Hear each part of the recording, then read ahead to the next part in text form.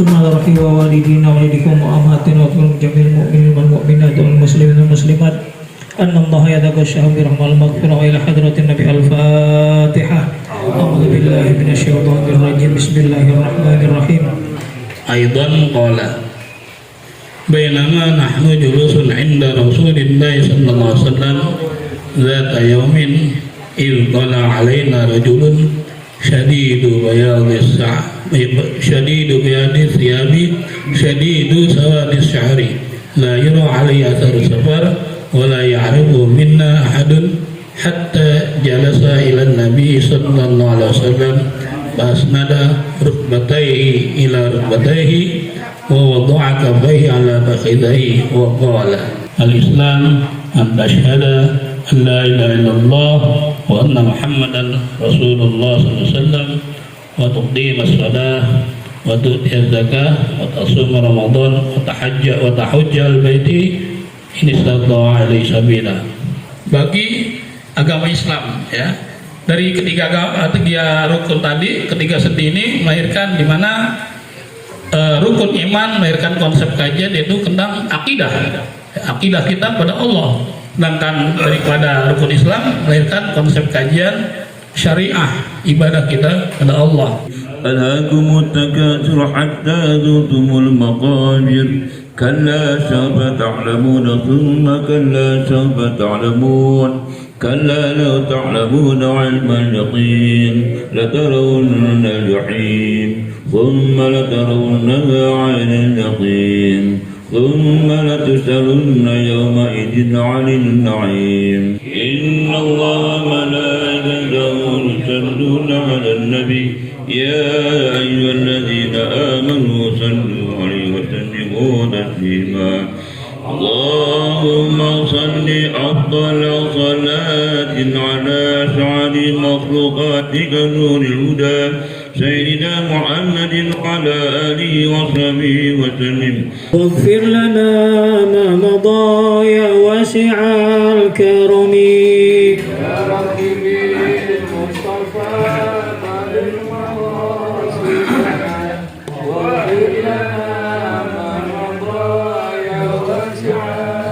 اللهم صل وسلم وبارك عليه. Assalamualaikum warahmatullahi wabarakatuh. Waalaikumsalam. Alhamdulillah alafa baina qulubina fasbahna bi ni'mati ikhwana. Asyhadu an la ilaha illallah wa asyhadu anna Muhammadan abduhu wa rasuluhu la nabiyya ba'dah. Allahumma salli wa sallim ala nabiyyina Muhammad wa ala alihi wa sahbihi wa ansarihi wa junudihi wa man jahada fi sabilillahi ila yaumil qiyamah. Wa qala aidan subhanalladzi asra bi 'abdihi lailan minal masjidil haram ila al-masjidil aqsa alladzi barakna hawlahu linuriyahu min ayatina innahu huwas samiul basir. Ikhwafillah rahimakumullah, saudara-saudaraku anggota Majelis Taklim Masjidul Akhyar yang saya hormati, wabil khusus yang sama-sama kita hormati sahibul bait dalam acara ini, para asatidz, Ustaz Abdurrahman Nasrah, Ustaz Ghazali, Ustaz Ahyail, Ustaz Ilyas, kemudian Haji Abdul Aziz, kemudian pengurus Masjid Ghairu Jami' Ar-Rahmaniyah Bapak Haji Iman Syafi'i. Kita wajib bersyukur kepada Allah pada hari ini, pada bulan ini kita berada di bulan Rajab. Tanggalnya tanggal 9. Bulan Rajab salah satu dari bulan haram. Bulan haram ini bulan yang dihormati oleh masyarakat Quraisy, apatah lagi kaum muslimin umat Nabi Muhammad SAW. Wujud dari penghormatan mereka pada bulan yang saya sebutkan tadi, mereka nggak boleh berperang, mereka nggak boleh melakukan kezoliman, mereka nggak boleh melakukan kemaksiatan, perbuatan dosa. Kalau orang musyrikin Quraisy menghormati bulan haram, maka kita harus lebih menghormati bulan haram ini. Makanya guru-guru kita dulu ngajarin kalau udah masuk bulan Rajab kita harus makin mendekatkan diri kepada Allah. Nabi dalam satu riwayat beristighfar 70 kali sampai 100 kali. Kalau kita mestinya lebih. Kenapa? Karena kita makhluk yang tidak lepas dari dosa, kesalahan, kekhilafan. Yang kedua, selain kita banyak beristighfar, kita juga berdoa kepada Allah. Sebagaimana yang pernah diajarkan oleh guru-guru kita, Allahumma barik lana fi Rajab wa Sya'ban wa balighna Ramadan. Ya Allah, berkahilah kami pada bulan Rajab dan Sya'ban, sampaikan kami pada bulan Ramadan. Bahkan orang-orang soleh terdahulu, jauh sebelum bulan Rajab dia diminta sama Allah agar dipanjangkan umurnya, disampaikan pada bulan suci Ramadan. Kenapa berdoa semacam itu? Karena yang memiliki umur ini Allah. Hidup mati kita itu di tangan Allah Subhanahu wa ta'ala.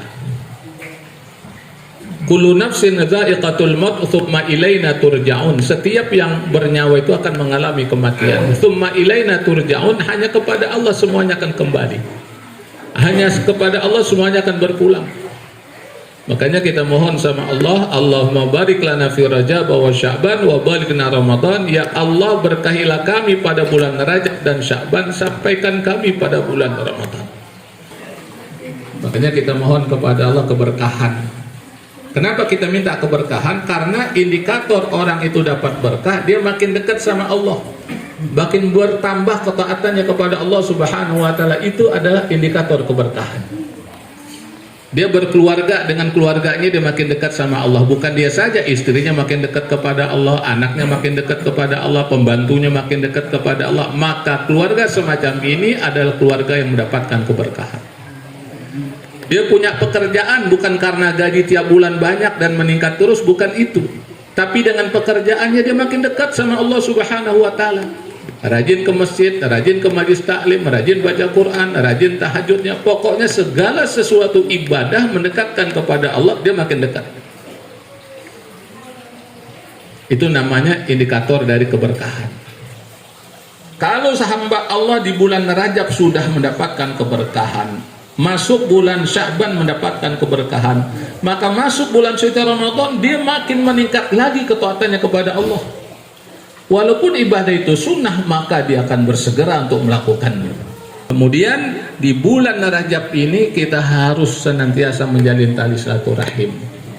Maka ketika program Majlis Taklim Masakul Akhyar di Depok, alhamdulillah kita hadir.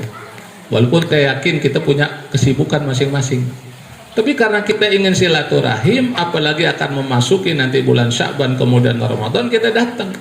Untuk apa? Saling kita mendoakan supaya di antara dosa kita akan digugurkan oleh Allah Subhanahu wa ta'ala. Apalagi kalau kita udah bersalam-salaman. Peristiwa Isra wal Mi'raj itu terjadi pada bulan Rajab, tanggal 27 Rajab tahun 10 kenabian. Kenapa Allah Subhanahu wa ta'ala adakan peristiwa Isra wal Mi'raj? Karena sebelum peristiwa Isra wal Mi'raj berlangsung, Rasulullah SAW dalam keadaan sedih. Bagaimana Rasulullah SAW tidak sedih? Yang menopang dakwahnya, yang mendukung dakwahnya, yang mensupport dakwahnya meninggal dunia. Abu Talib, bapaknya dari Sayyidina Ali bin Abi Talib, meninggal dunia.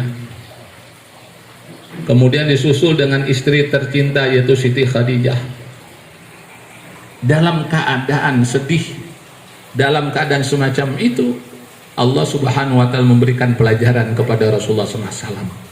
Diperjalankan dari satu tempat yang mulia di muka bumi kepada tempat yang mulia di muka bumi. Apa itu masjid? Ini pelajaran buat kita. Kalau kita banyak problem, kita ada masalah, kita dalam keadaan sedih, maka datangilah masjid. Jangan ke diskotik, ya, jangan ke tempat maksiat, datangi masjid. Karena itulah yang dilakukan kepada Rasulullah SAW dari Masjidil Haram ke Masjidil Aqsa, dan Allah abadikan dalam surat Al-Isra ayat yang pertama. Subhanalladzi asra bi 'abdihi lailan minal masjidil haram ilal masjidil aqsa alladzi barakna haulahu linuriyahu min ayatina innahu huwas samiul basir.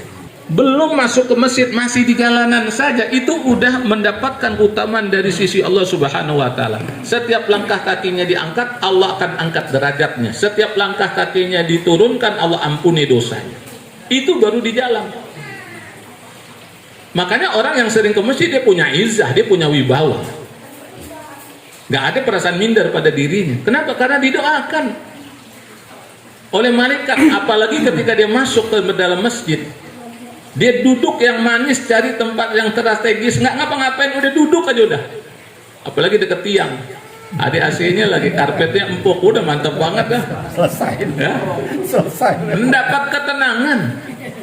Kenapa? Nggak tenang. Orang didoain oleh malaikat, makhluk Allah yang tidak pernah berdosa. Apa doa malaikat? Allah maghfir lahu warhamhu, Allah maghfir lahu warhamhu, sampai orang itu kembali pulang. Yang artinya adalah, ya Allah ampunilah dosanya, rahmatilah dia, ampunilah dosanya, rahmatilah dia.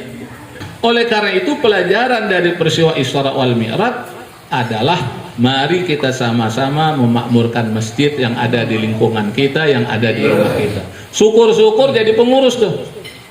Kayak teman kita Haji Iman Syafi'i. Ya, apalagi dia memfasilitasi jamaah. Sebanyak orang dapat pahala, dia dapat pahala tuh.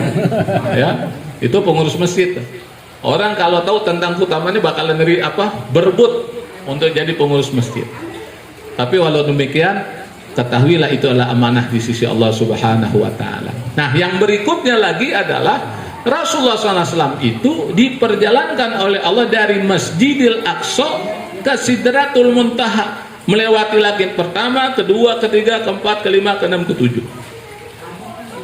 Nah, yang menarik adalah ketika Rasulullah SAW di Masjidil Aqsa, Rasulullah sebagai imam di antara Nabi dan Rasul yang Allah kumpulkan dari Nabi Adam alaihissalam sampai Nabi Isa alaihissalam. Imamnya siapa? Rasulullah SAW.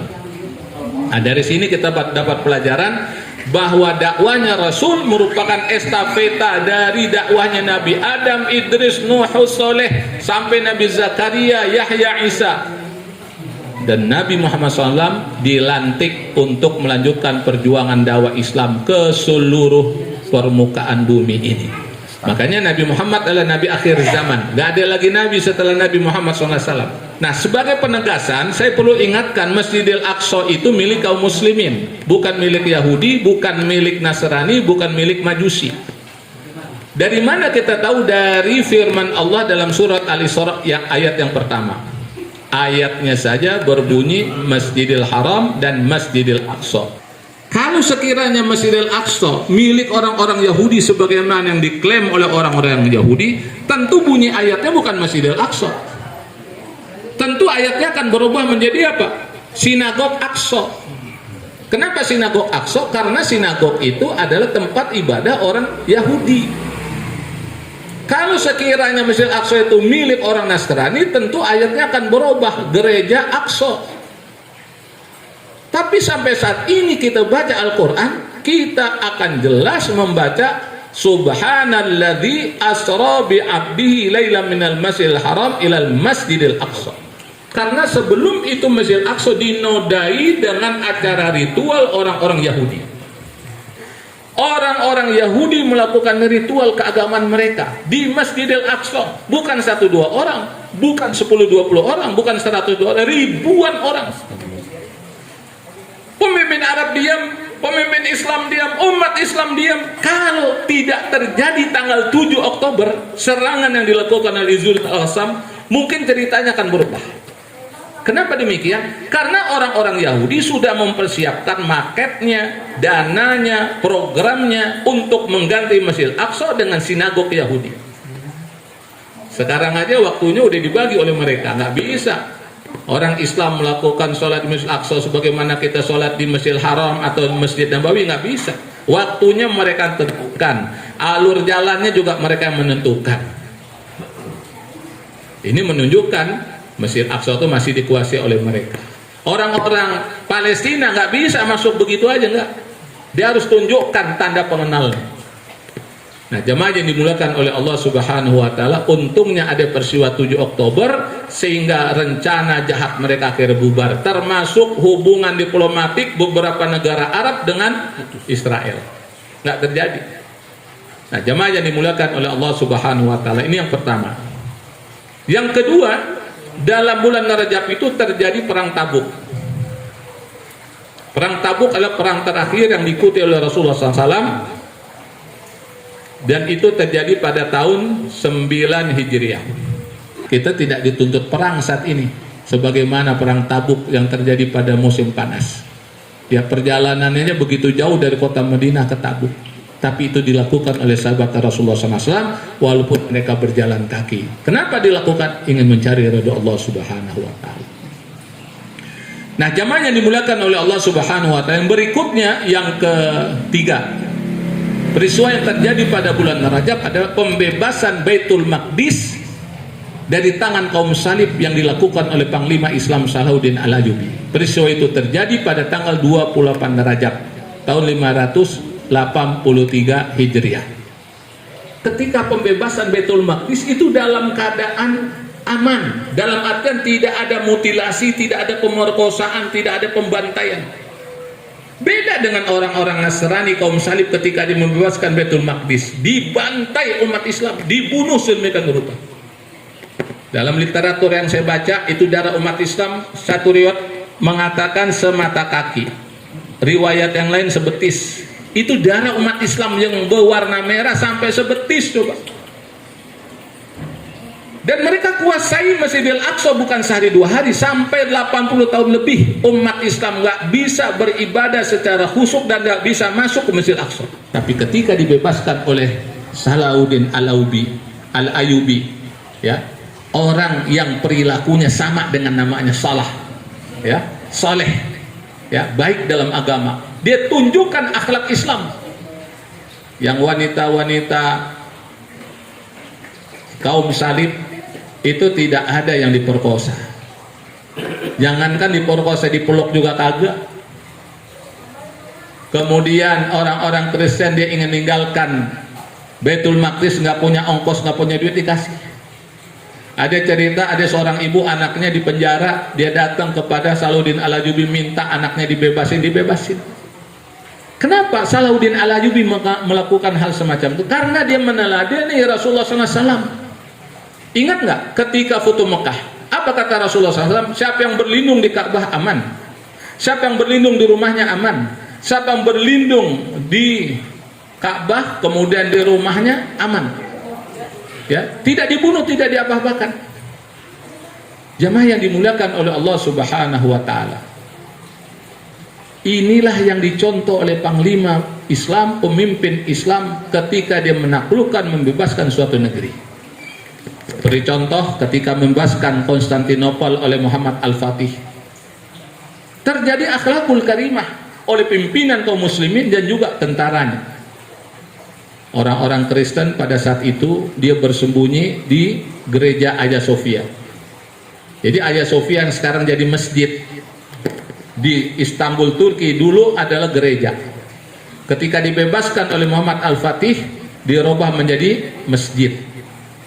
Kemudian oleh Kamal Atatürk dirubah menjadi museum. Di zaman pemerintahan Erdogan berubah lagi menjadi masjid. Nah, ketika dibebaskan semuanya aman. Kenapa? Karena mereka mencontoh Rasulullah Sallallahu Alaihi Wasallam.